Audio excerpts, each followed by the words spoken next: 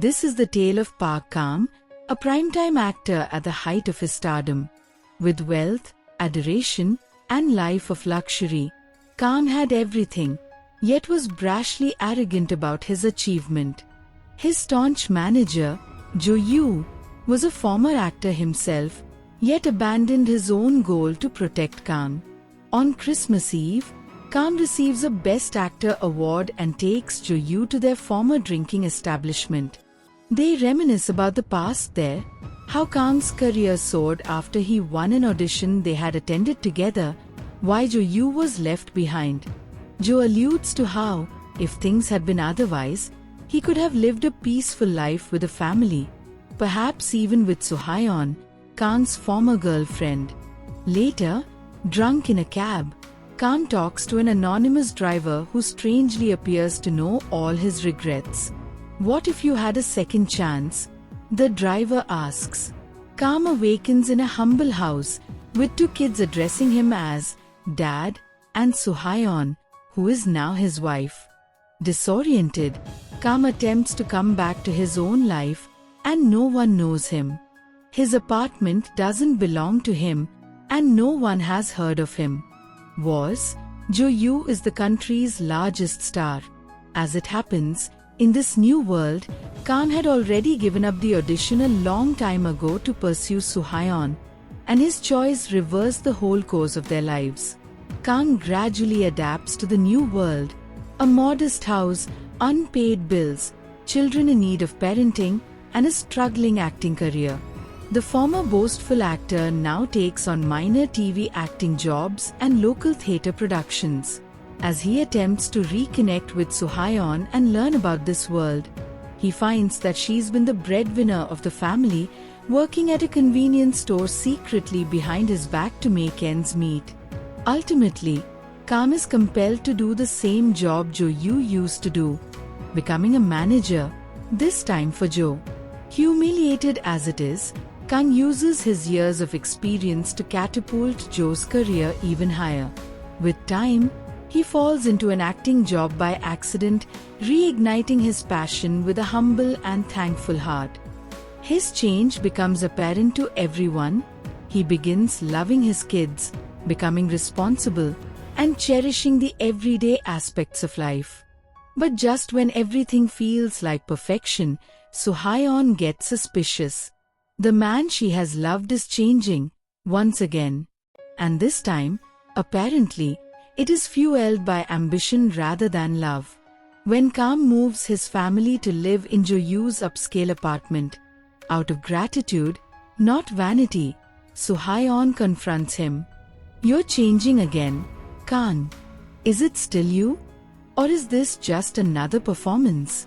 Kang is now torn between the man he used to be, the life he once had, and a family he's come to cherish. The director decided to cast Kang for the role because he was deeply affected by how Kang read out the script with such raw emotion and truth. Although Kang was reluctant at first, he ultimately took on the role, not for fame, but because, for the first time in years, he felt alive performing what he loved. Kang gave an incredible performance during the shoot. It wasn't exaggerated or flashy. It was heartfelt, grounded, and genuine. Everyone on the set, even the veteran crew, saw the richness in his performances. Jo also waited on the side, observing his old pal return to the limelight he had left behind. Day by day, Kang's attachment to Soo-hyun and the twins grew stronger. He began to see the beauty in the ordinary. Morning breakfasts, late-night tale-telling with the children, dividing chores, and quiet conversations with Soo-hyun. Gradually, the life he used to think of as monotonous started to acquire meaning. Next was the opening night of the independent film. It was not a blockbuster, but it received critical acclaim for its realism and emotional draw.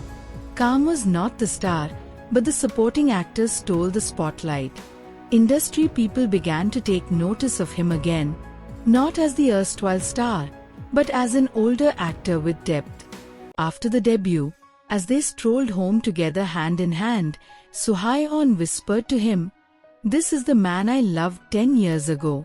Kang gazed at her, and instead of yearning for the past, he was there.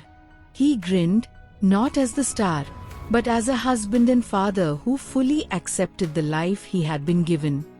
That night, however, something unusual occurred. As Kang gazed out the window, he saw a familiar cab waiting outside. It was that cab, the one he had taken on Christmas Eve. His heart pounded. He stepped outside, attracted like a magnet to it. The driver lowered the window and smiled. "So," said the driver, "are you ready to return?" Kang stood paralyzed. He glanced over at the warm glow of his home, where Suhayeon and the twins waited. The life that he previously considered a mistake had become something he didn't want to part with. He faced the driver. "No," Kang said. "Not anymore." The driver smiled knowingly. "Then your journey begins now." And so the taxi very slowly drove away and into the darkness. Ever since that day, Pa Kam never wondered how he ended up where he did. Instead, he lived each day with purpose. He wasn't the Pa Kam everybody knew prior to that, the wealthy, renowned, and conceited actor.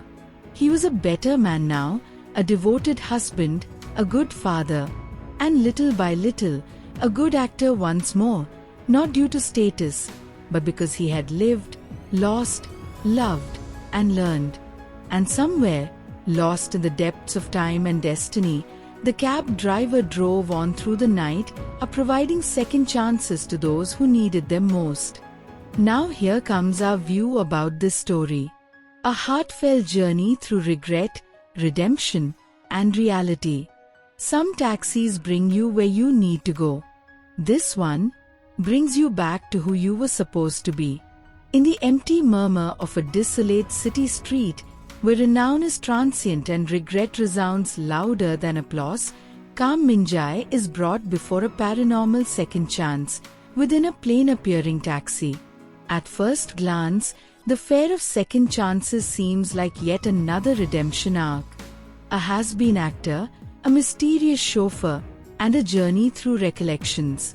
But hold up, this isn't a book about turning back, it's a book about deciding forward. The story transports us deep into Kang's psyche, by means of glamour, ego, betrayal, and finally, loneliness. But when given the ability to rewind the very decisions that destroyed him, what does he do? He travels through a world that should be familiar to him, but it's not. His history is no longer his own. The citizens are different. Time has passed on. And in this dizzying cycle, Kang realizes that some moments can't be fixed, they can only be understood. The enigmatic driver, never identified, always observing, is less a character and more of a symbol. Maybe he's destiny. Or perhaps, our own conscience, the one we repress when the lights are too harsh and the throng too boisterous. Ultimately, Kang doesn't opt for fame, or money, or even youth. He opts for serenity. The true wonder is not the taxi that warps time. It's that moment, that brief, silent instant when the individual truly transforms. And that last taxi ride, the one where the cab vanishes with him, isn't tragic.